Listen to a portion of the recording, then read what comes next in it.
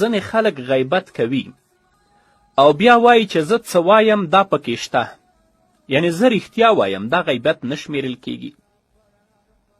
که تاسو د اسلام له نظره ماته معلومات راکوئ. د ترمذي حدیث دی.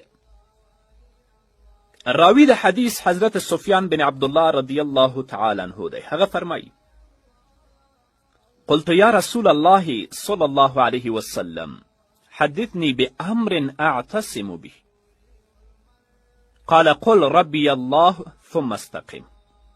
قلت يا رسول الله صلى الله عليه وسلم ما أخوف ما تخاف علي. فأخذ بلسان نفسه ثم قال هذا.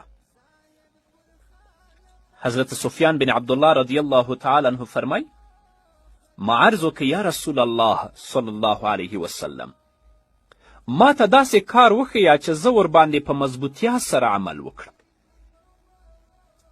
نو نبی کریم صلی الله علیه وسلم راته وفرمیل چې ووایه زما رب الله تعالی دی، بیا په دې مضبوط ودرېږه. ثم استقم. ما بیا ورته وویلې یا رسول الله صلی الله علیه وسلم، زما د پاره د ټولو نه خطرناک شی کم یو دی چې تاسو زما په باره کې ترې ویریږئ. نو نبی کریم صلی الله علیه وسلم خپله ژبه ونیوله او وی فرمیل چې ده. نو دا ژبه ده چې موږ د هلاکت او د بدبختي کندو ته ورغورځوي.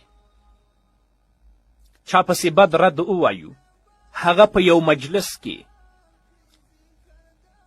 یا په یوه ټولنه کې سپک کړو او ځان لپاره دا دلیل پیش کړو چې دا څه ما وویلې دا په هغه کې شته دی. همدارنګه د مسلم حدیث دی. راوی د حدیث حضرت ابی هریره رضی الله تعالی عنه دی. هغه فرمایي ان رسول الله صلی الله علیه وسلم قال: أتدرون ما الغيبة؟ قالوا الله ورسوله أعلم.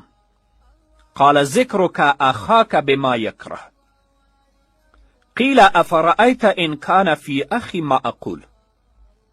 قال: إن كان فيه ما تقول فقد اغتبته، وإن لم يكن فيه ما تقول فقد بهته. حضرت ابو هریره رضی الله تعالی عنه فرمایي چې نبی کریم صلی الله علیه وسلم فرمایي آیا تاسو ته معلومات شته چې غیبت څه شی دی؟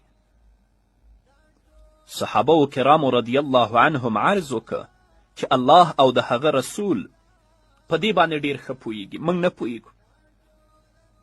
نبی کریم صلی الله علیه وسلم وفرمیل چې ستا د خپل مسلمان رور داسې یادول چې هغه یې بد ګڼي. چا عرض وکړه: ای د الله رسوله،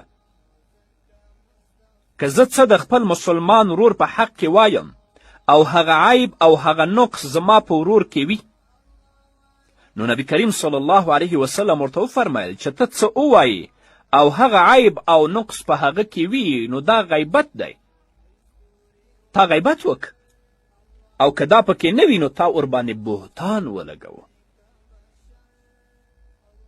نو که یو څوک راجګیږي د خپل یو مسلمان رور کمی بیانوي، په یو مجلس کې هغه سپکوي او بیا دا وایي چې زه څه وایم دا پکې شته، خو غیبت همدې ته وایي. او که څه ته وایي هغه پکې نه اوسېږي، نو دا خو بیا بهتان شي. همدارنګه د ابو داود حدیث دی.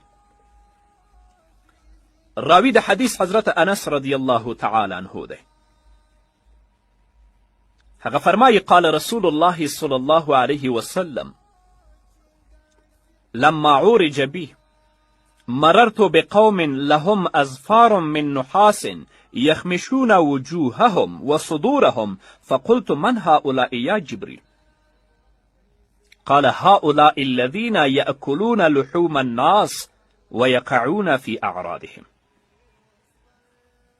حضرت انس رضی الله تعالی عنه فرمایي چې نبی کریم صلی الله علیه وسلم فرمایلی دی کله چې زه معراج ته بوتلی شم، معراج ته پورته شوم، نو زه په یو قوم باندې ورغلم چې د هغوی نوکونه د تانبې ول او په خپلو نوکونو باندې هغوی خپل مخونه او خپلې سینې څیرې کولې. د اوسپنې نوکان ول، خو په دې نوکانو باندې خپل مخونه هم شکول او خپلې سینې هم شکولې. ما پوښتنه وکړه یا جبرائیل دا څوک دي؟ جبرائیل علیه السلام راته وفرمایل دا هغه خلک دي چې د خلکو غوښې به یې خوړلې او د هغوی په عزت پسې به شوي ول، یعنې د هغوی غیبت به یې کوه او دا به یې کوشش کوه چې څنګه د خلکو عزت او څنګه د خلکو آبرو ته ضربه ورسوي. هو شپږ ځایه شته چې هلته ستا لپاره بیا غیبت جایز دی. زه غواړم په مختصر درته بیان کړم. لومړی، مظلوم لپاره دا جایز دی چې د خپل د ظلم شکایت پادشاه ته یا قاضي ته وکړي، یا هغه چاته خپل شکایت وکړي چې هغه د بدل اخیستلو توان او قدرت ولري. لاړ شي پادشاه ته کینی، قاضي ته کینی، یو مشر ته کینی، ورته وایي چې فلانی یا فلانی یا فلانی په ما باندې داسې داسې داسې زیاتی کړی دی. دا غیبت نه دی.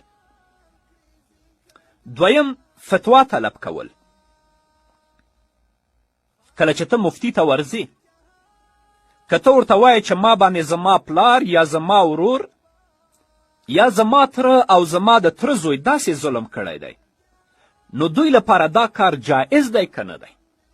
نو اوس چې ته د مفتی نه طلب د فتوا کوي او هغه ته ته رښتیا وایې کومو کسانو چې تا باندې زیاتی کړی، بدې کړي، دا مفتی ته یادوي، دا غیبت نه دی.